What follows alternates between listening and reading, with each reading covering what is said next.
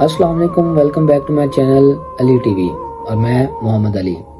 تو دوستو، اگر بات کی جائے ان مسلمانوں کی جو اپنے دوسرے مسلمان بھائی کے لیے مر مٹنے کو تیار رہتے تھے، اپنے دوسرے مسلمان بھائی کے لیے قربانیاں دیتے تھے، اگر کسی مسلمان بھائی کو تکلیف ہوتی تو اس کی تکلیف کو دور کرنے میں حصہ لیتے، لیکن اگر ہم آج دیکھیں تو اسرائیل غزہ پر کتنے ظلم و ستم کے پہاڑ ڈال رہا ہے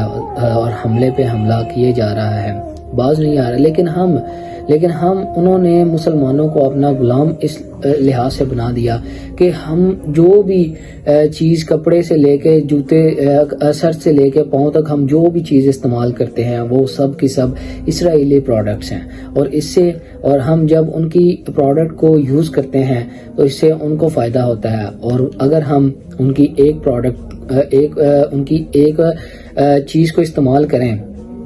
جو کہ اسرائیل سے بنی ہو تو اس کا نقصان ہمارے جو فلسطین پر ظلم ہو رہا ہے، ہمارے ان مسلمان بھائیوں کے لیے نقصان ہے۔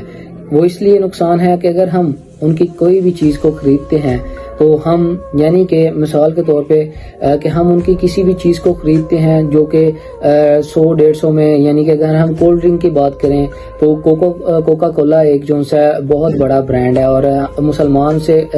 کافی شوق سے پینا پسند کرتے ہیں، اور جیسے کہ رمضان ہے اور مسلمان اپنی افطاری میں جو ہے اس کو استعمال کرتے ہیں اس کا، تو اگر ہم وہ ایک بوتل خریدتے ہیں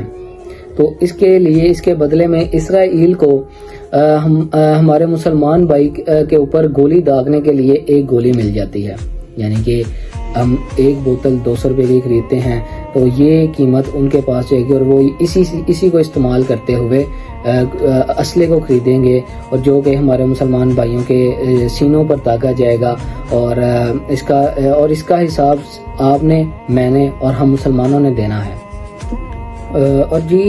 میں مانتا ہوں کہ ہماری پاکستان کی اکانومی اتنی اسٹرانگ نہیں ہے،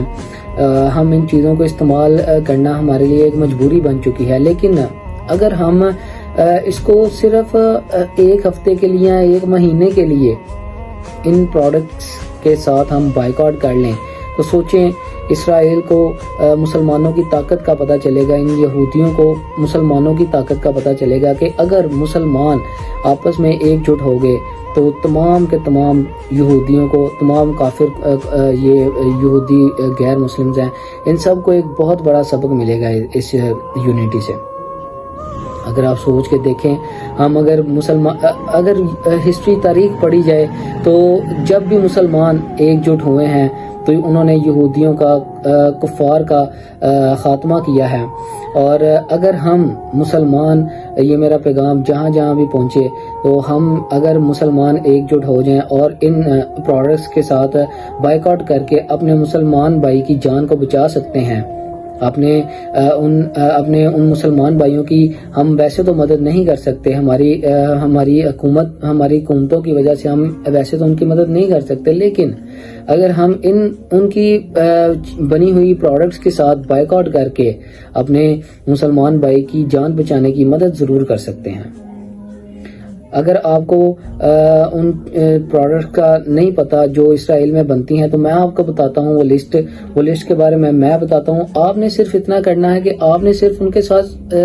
زیادہ سے زیادہ ایک مہینے کے لیے بائیکاٹ کر کے دیکھیں، نتیجہ آپ کے سامنے آئے گا۔